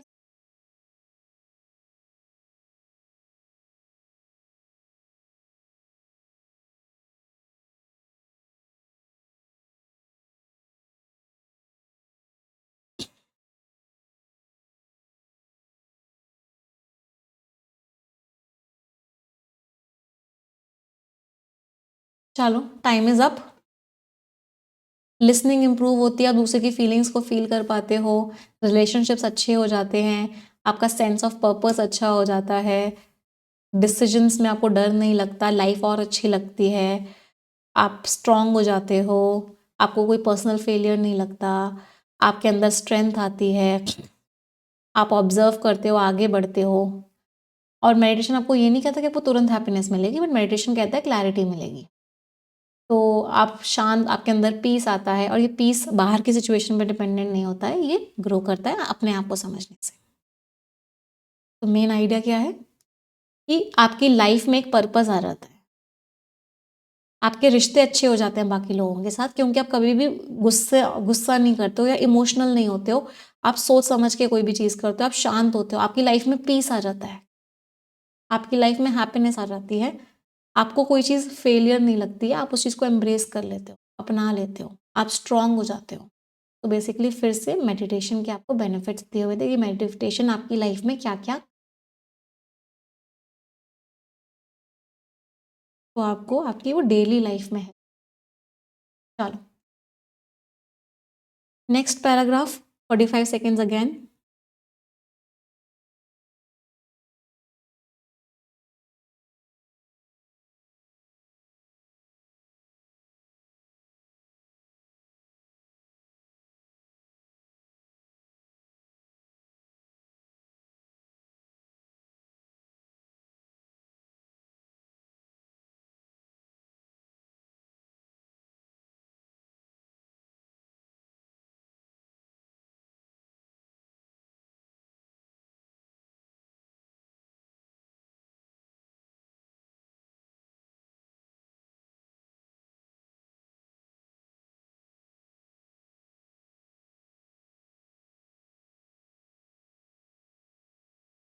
अगला पैराग्राफ स्किमिंग करके ऑथर क्या बता रहे हैं, मतलब ऑथर स्किमिंग करके हमको क्या समझ में, ऑथर क्या कह रहे हैं, आप माइंडफुल हो जाते हो, आप छोटी छोटी चीज़ों को लेकर बहुत अवेयर हो जाते हो, धीरे वॉक करते हो, इंटेंशनली सोच समझ के वॉक करते हो, खाना खाते समय आपको और ज़्यादा इंजॉयमेंट आ रहा होता है, बातचीत करते समय आपको लगता है कि आप बहुत प्रेजेंट हो वहाँ पे, तो ये आपकी लाइफ की क्वालिटी को अच्छा कर देता है।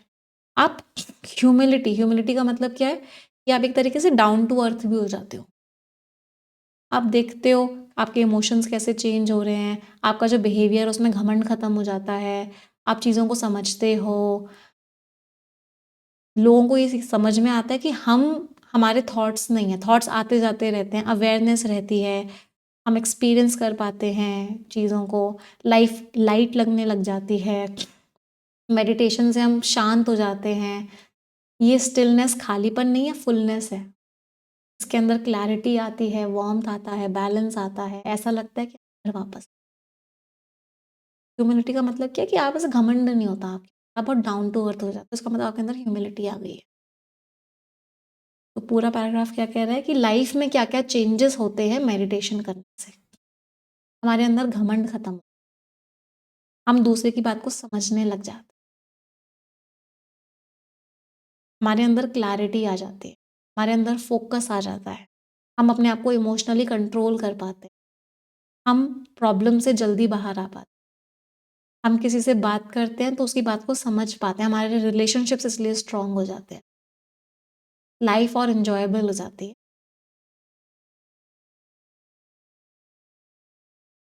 अच्छा, अब एक इम्पॉर्टेंट चीज़ और, बहुत सारे बच्चों को जब इसको कर रहे होंगे ना, उनको ऐसा लग रहा होगा मैम हमसे नहीं हो रहा है, हमें नहीं समझ में आ रहा पढ़ने, हमें नहीं समझ में आ रहा पढ़ने। तो स्किमिंग में ऐसा होगा, फर्स्ट डे से आपको स्किमिंग नहीं आ जाएगी, स्किमिंग के लिए किस चीज़ की ज़रूरत होगी, प्रैक्टिस, रोज़ रोज़ आपको प्रैक्टिस करनी पड़ेगी स्किमिंग, इसलिए एडिटोरियल क्लासेस में हम रोज़ रोज़ स्किमिंग करते हैं, रोज़ रोज़ प्रैक्टिस करेंगे तो धीरे धीरे धीरे धीरे करके स्किमिंग का स्किल डेवलप होगा, क्योंकि एक स्किल है, ये टॉपिक नहीं है। स्किमिंग क्या है, एक स्किल है, और स्किल कैसे डेवलप होगा, धीरे धीरे धीरे धीरे करके, रोज़ रोज़ प्रैक्टिस करके। तो फर्स्ट डे नहीं आ जाएगा, आखिरी 15 सेकेंड्स फॉर ऑल, 15 सेकेंड का टाइम है सभी के पास स्किमिंग।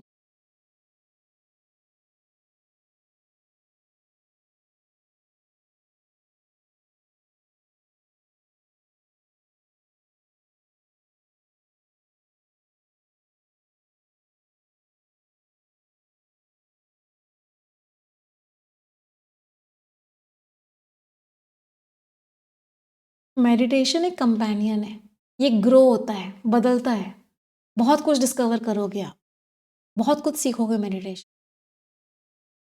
ये क्या बताता है कि शांति के पीछे पड़ के शांति नहीं मिलेगी, शांति मिलेगी ये नोटिस करके कि आपके पास ऑलरेडी क्या है। मेडिटेशन आप रेगुलर प्रैक्टिस करो तो आपका एक वे ऑफ लिविंग बन जाए। तो what is meditation? Meditation is अपने अंदर से अपने आप को जानना। और ऑथर ने पूरे पैराग्राफ में हमको मेडिटेशन के बेनिफिट्स, तो मेडिटेशन की वैल्यू बताई कि मेडिटेशन क्या है। समझ आया फर्स्ट पैसेज सभी को? अब पहला पैसेज हमने टुकड़ों टुकड़ों में किया स्किमिंग को सीखने के। अब अगला पैसेज हम लोग पूरा एक साथ करें। हर स्लाइड के लिए मैं आपको 45 सेकेंड्स का टाइम दूंगी। हम डिस्कस नहीं करेंगे हर स्लाइड के बाद क्या मेन आइडिया है। जब पूरा पैसेज कंप्लीट हो जाएगा तब मैं आपसे मेन आइडिया पूछूंगी, और अगर वो मेन आइडिया मेरे मेन आइडिया से मैच कर रहा होगा तो इसका मतलब है आपको स्किमिंग आ गई। अगर थोड़ा बहुत मैच कर रहा है तो अभी थोड़ी बहुत आई है, बट इंप्रूवमेंट हो रहा है। बिल्कुल ही मैच नहीं कर रहा है तो अभी बहुत इंप्रूवमेंट की ज़रूरत है। स्टार्ट करें? Shall we start? एक और कर लो, बस एक लास्ट कर लो, एक लास्ट कर लो, ठीक है? चल, ऑल द बेस्ट एवरीवन। पहले मैं अपने आप को साइड कर लेती हूँ तो आपको डिस्ट्रैक्शन। चलिए, ऑल द बेस्ट एवरीवन।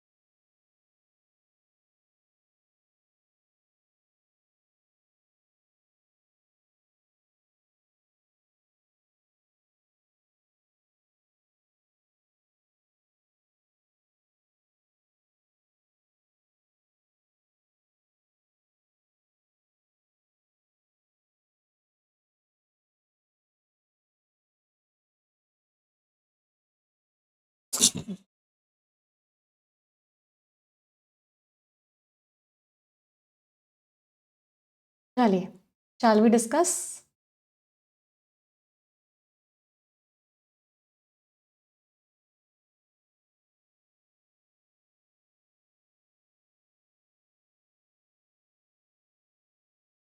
पूरे पैसेज का मेन आइडिया कैसे था? ऑथर ने पहले बताया एंजाइटी का कैसे होता है, how to deal with anxiety. Author ने बहुत सारे स्टेप्स बताए कि एंजाइटी के साथ कैसे डील कर सकते हैं।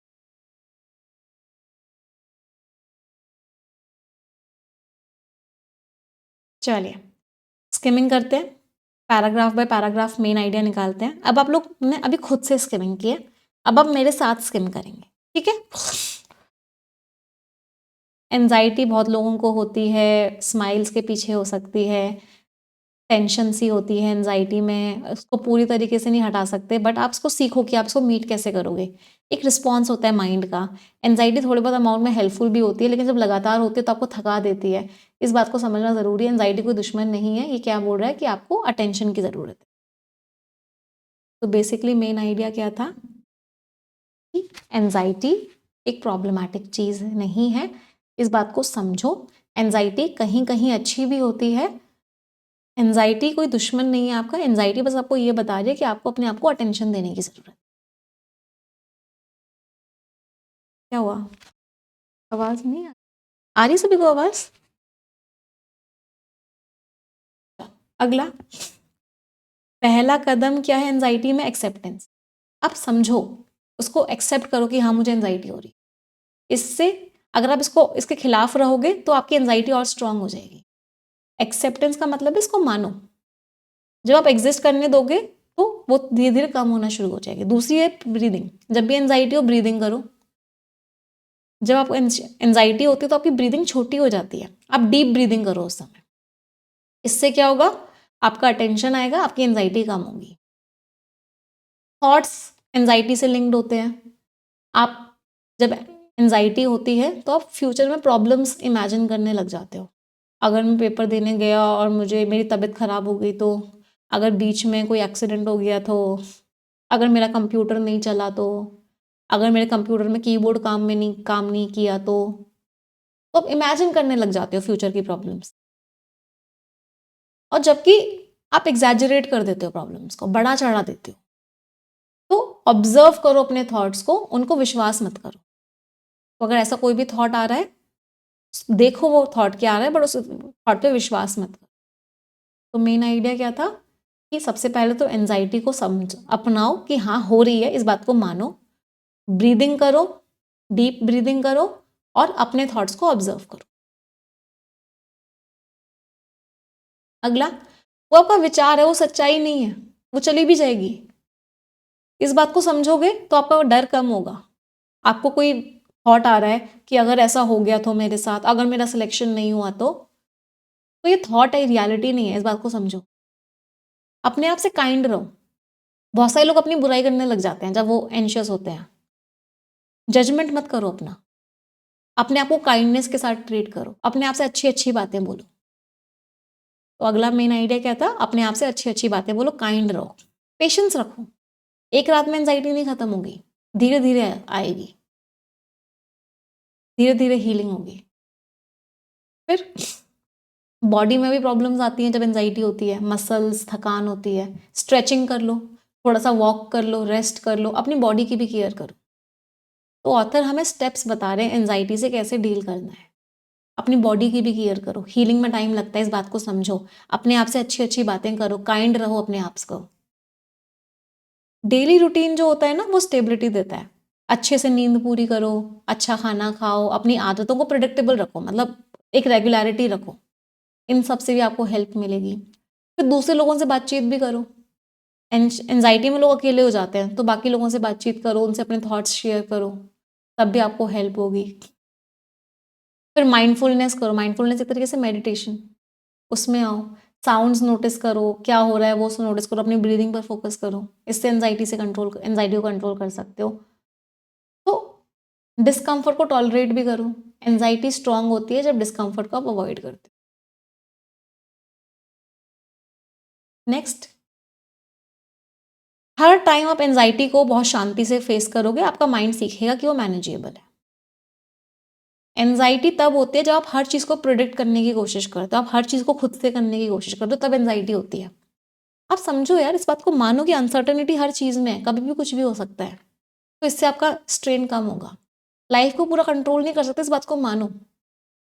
अपने आप से अच्छे से बातें करो, मैं अभी सेफ हूँ, ये फीलिंग चली जाएगी, ऐसी बातें करो। अच्छे से रेस्ट करो, रेस्ट को ऊपर रखो। बाउंड्रीज भी बनाओ, एक्स्ट्रा काम मत, बहुत ज़्यादा मत करो। जब आपको लग रहा है कि आप बहुत ज़्यादा ओवरवेल्म्ड हो रहे हो, ऐसा लग रहा है कि अब नहीं हो सकता इससे ज़्यादा, तो बंद कर दो उस चीज़ को। बाउंड्रीज बनाओ अपनी लिमिट्स को रिस्पेक्ट करो, एंजाइटी कंट्रोल होगी। ऐसी एक्टिविटीज़ करो जिससे आपको खुशी होती है। सपोर्ट लो लोगों का, सपोर्ट भी आपको बहुत हेल्प करता है। आप अपने आप को जानो।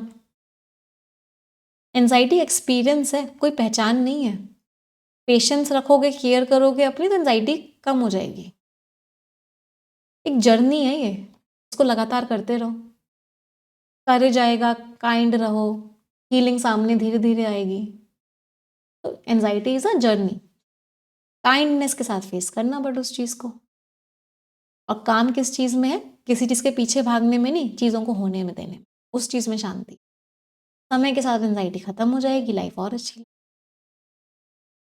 तो ये पैसेज किन लोगों के क्वेश्चन का आंसर था? मैम मुझे ना बहुत एंजाइटी रहती है, मुझे लगता है आगे क्या होगा, आगे क्या होगा, आगे क्या होगा। मैं बहुत नेगेटिव थिंकिंग करता हूँ, मुझे हर समय एक फियर सा लग रहा होता है, मैं धीरे धीरे डिप्रेशन में जा रहा हूँ, मैं खुशी नहीं रह पाता।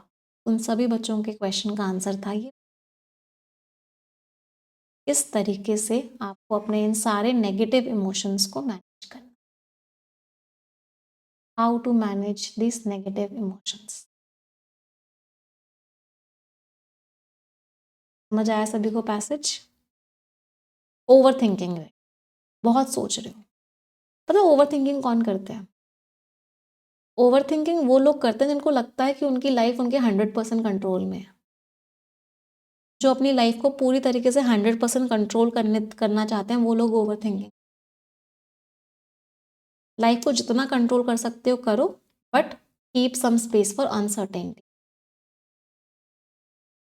ऐसी भी बहुत चीज़ें होंगी जो आपके कंट्रोल में नहीं होंगी, लेट देम गो। तो ओवर थिंकिंग होना बंद। ऐसे बहुत सारे प्यारे प्यारे पैसेजेस हैं जो अभी हमको स्किमिंग में करने हैं, जिन पैसेजेस की हेल्प से हम आगे आने वाले दिनों में स्किमिंग सीखने वाले हैं। फिर हम इसी स्किमिंग के बेसिस पे रीडिंग कंप्लीट। यस, तो ऐसे बहुत सारे प्यारे प्यारे पैसेजेस हमने आपके लिए रखे हैं। बस एक चीज़ सभी से एक्सपेक्ट करूँगी, बी रेगुलर। रेगुलरली आते रहो क्लासेस में, क्लासेस बहुत इंटरेस्टिंग लगेंगी। बहुत कुछ इंग्लिश तो सीखोगे ही सीखोगे, साथ के साथ लाइफ कैसे जीते हैं, सही तरीका क्या है, ये सारी चीज़ें भी मेरी कोशिश रहेगी कि मैं आप लोगों को पैसेजेस की हेल्प से। तो आई होप आप लोगों को आज का सेशन अच्छा लगा होगा। एक मुझे फीडबैक ज़रूर देना कि आज का सेशन कैसा लगा, क्योंकि आपका फीडबैक मेरे लिए बहुत इंपॉर्टेंट होता है। तो प्लीज़ मेक श्योर कि सभी लोग मुझे आज की क्लास का फीडबैक ज़रूर दें। support@nimishabansal.com पे भी दे सकते हो, या फिर हमें इस व्हाट्सएप पे भी आप दे सकते हो। But feedback is very very important for me, कि फीडबैक इतना इंपॉर्टेंट है कि उसी फीडबैक की वजह से इंप्रूवमेंट होते होते परफेक्शन इस लेवल पे पहुंच गया है कि more than 1 lakh students enrol for it every year. तो मिलते हैं आगे की क्लासेस में। जैसा कि मैंने स्टार्टिंग में बोला था, हम हर क्लास को ग्रैटिट्यूड की फीलिंग के साथ एंड करेंगे। तो 5 सेंटेंसेस ग्रैटिट्यूड के सभी लोग मेरे साथ मिलके बोलेंगे। Thank you God for giving me such a wonderful life. Thank you God for the food that I eat, for the place that I live in and everything around me. Thank you, God, for my parents, teachers, family, and each and everyone. Thank you, God, for making me physically, mentally, and emotionally strong. Thank you, God, for making me capable enough of achieving my dreams. Thank you, God, for making me who I am. तो इसी positive note के साथ आज का session and कर रहे हैं। Thank you everyone, bye bye, take care, stay blessed and tata. Okay, bye bye everyone.